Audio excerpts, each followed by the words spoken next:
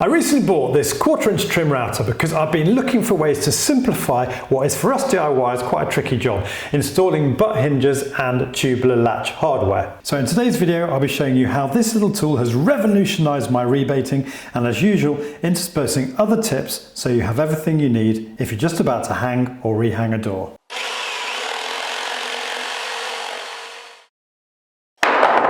As I gradually refurbish each room in this old cottage, there's always work to do on these 1970s hollow core doors that we inherited, which normally involves moving and recutting the rebates for the butt hinges and also the tubular latches, which I've been upgrading to these heavy duty latches to accommodate the new brass doorknobs that I'm installing. And this is tip number 1 today. If you're installing new door hardware, think about going with a tubular latch with a longer than standard back set, as this latch with an 82mm back set that I got from Ironmongery Direct gives your knuckles more room when you open and close the door. I've also had to increase the length of the door because we haven't got carpets anymore, increase the width of the door because it wasn't wide enough, and repair various damage. And yes, before you remind me of this in the comment section, it probably would have been easier to have bought a new door. But all this rebating is time consuming and requires a bit of skill, quite a lot of practice, patience, and also sharp chisels, all of which can be pretty daunting for us DIYers. So I recently decided to buy myself this 1/4 inch shank router to make the process easier. I've had this 1/2 inch shank router for many years, but I've always shied away from using it for jobs like this because it's just so big and heavy. I wanted a cordless version, and with a load of Ryobi batteries already as an existing user, £68 seemed a really reasonable price to me. I must stress this is not a sponsored video, I did buy this myself, and the price has gone up a little bit since I bought it.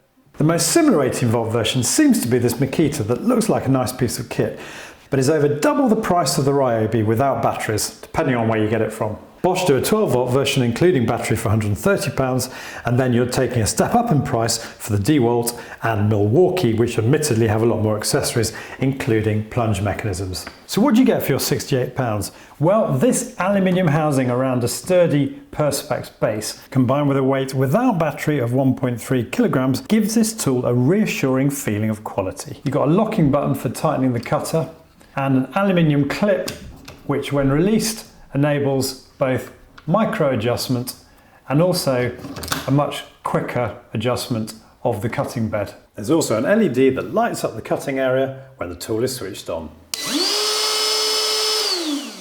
Being a bare tool, there's no charger or battery, so you'll need to spend a minimum of £62 for a basic charger and 2.0 AH battery, which should be adequate for a tool like this. The accessories that come with it are unashamedly simple, but spot on in my view for the sort of tasks I'm going to be using it for. You've got 2 collets, 6mm and 1/4 inch or 6.35mm, which for those of you new to routers is like a little reducer piece that fits inside the collet nut housing, enabling the collet nut to securely fasten the bit.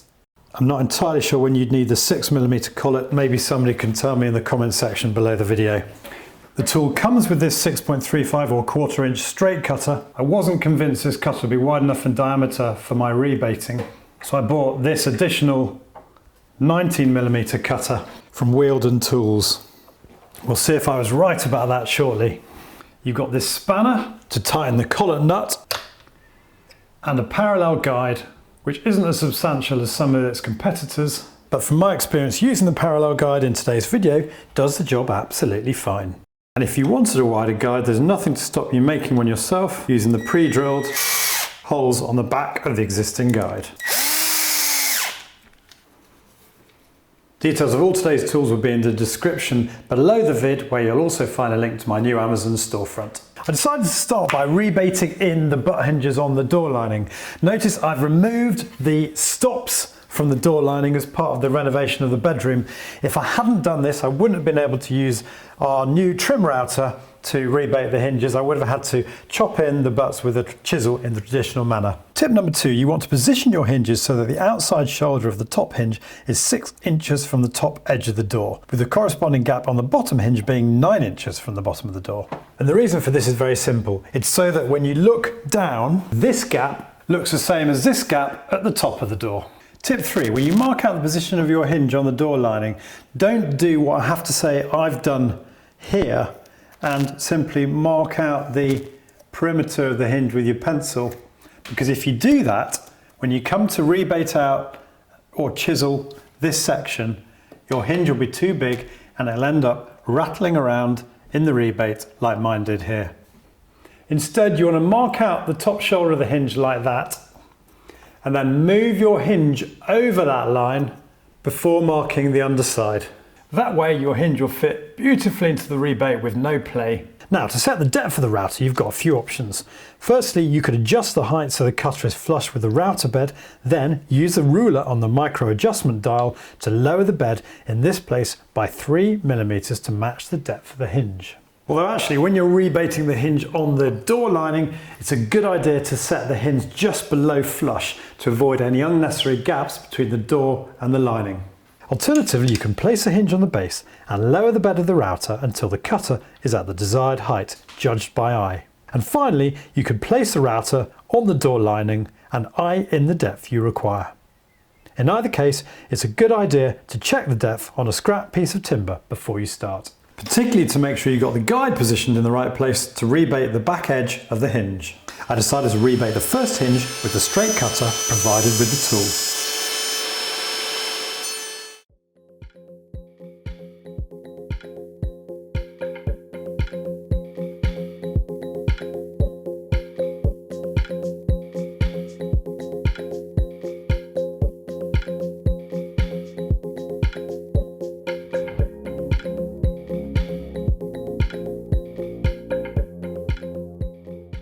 The beauty of such a small diameter on the straight cutter is that the radiuses on the rebate and therefore the chiseling you have to do is minimal. So this was my first ever effort at rebating with this trim router. After the first pass, I decided to rebate a bit deeper so that the hinge was slightly below flush.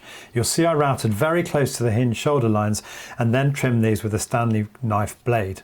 However, a much better option, which I've got to say I didn't do in today's video, is to chop in the shoulders of the hinges first with a chisel, so that you have a pre-cut line that you can route up to or close to and then tidy up with a chisel afterwards. For the second hinge rebate towards the bottom of the door lining, I decided to use the 19mm mortise cutter.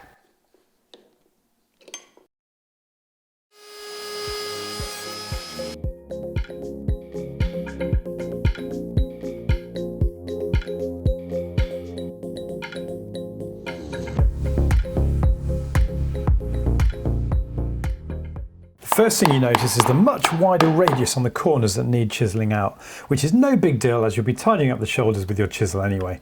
The other point is that I obviously slightly tilted the router, resulting in this 0.5mm blemish. I could have easily removed this by rerouting, and it's imperceptible from the outside, where you get a lovely clean line compared to what you'd get with a chisel. But an error like this would have been not nearly so exaggerated with the smaller straight cutter I used moments ago. With the two hinges now in position on the door lining, we can now offer up the door to mark precisely the position of the hinges on the door. And you could of course have done this the other way by rebating the door hinges first. Oh, another quick tip. Before you put the door in position to mark the hinges, obviously I've got my door stops back in position now, but you'll want to put a couple of scrap, I use these bits of wood, you want to put a couple of scrap bits of wood in the place of the door stops so that the door doesn't fall through the door frame when you mark the hinges.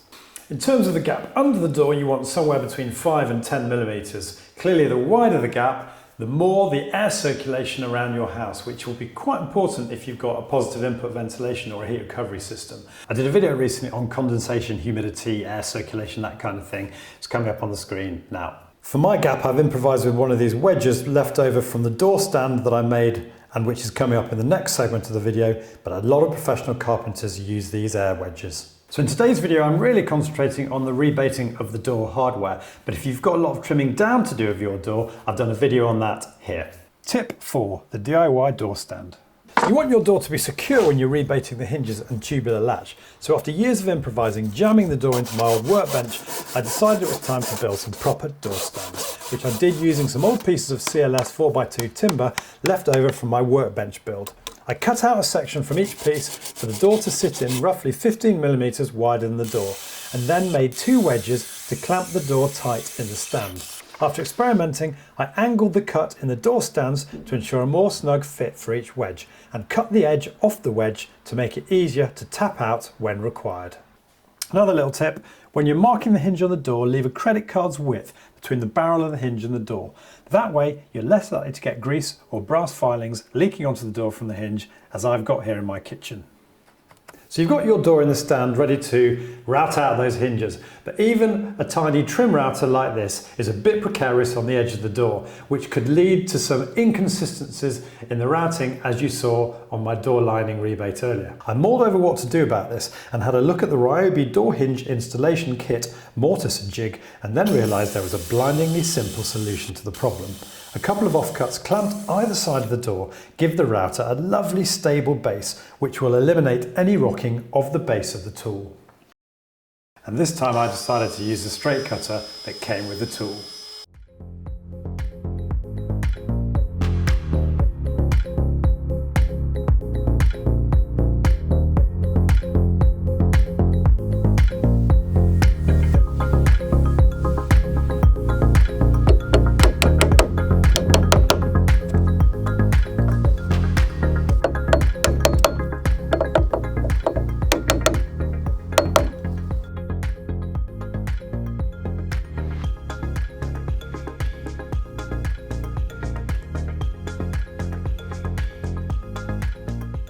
And with the hinges neatly routed, all that remained was to mark the position of the screws with my bradawl, pilot the screws with a 2mm diameter drill bit, and then screw the hinge in place with my 4x30mm wood screws.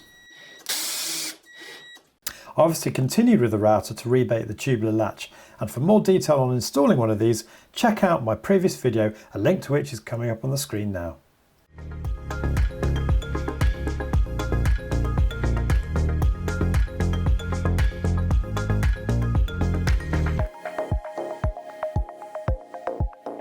And finally, I also used it to rebate the door lining for the strike plate, the position of which I was obviously able to mark after the door had been rehung.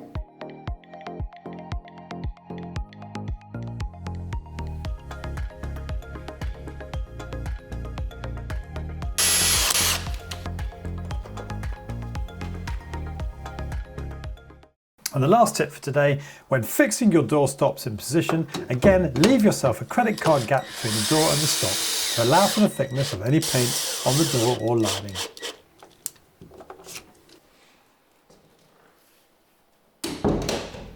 All in all, I've been pretty impressed with this little tool, and it's made the job so much easier than if I'd had to chop in my hinges the traditional way with a chisel.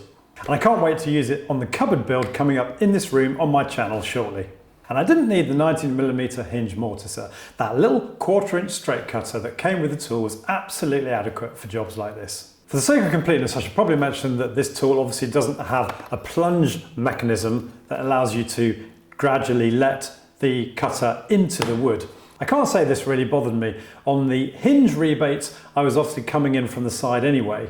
And on the tubular latch rebates for the fore end and strike plates, it really wasn't a problem, particularly with that little straight cutter, to plunge the tool in by hand. So that's it for today. Don't forget to check out the description below the video for information on everything referred to in today's video, which obviously you can access on your smartphone by clicking on the little arrow and on your PC by clicking on the Show More button. If you've liked today's video, it would be great if you could click the like button below. And if you're new to my channel, it would mean so much to me to have you subscribe. You can do that by clicking on the link here, and don't forget to click the bell notification icon so you get notified whenever I upload a video. See you soon.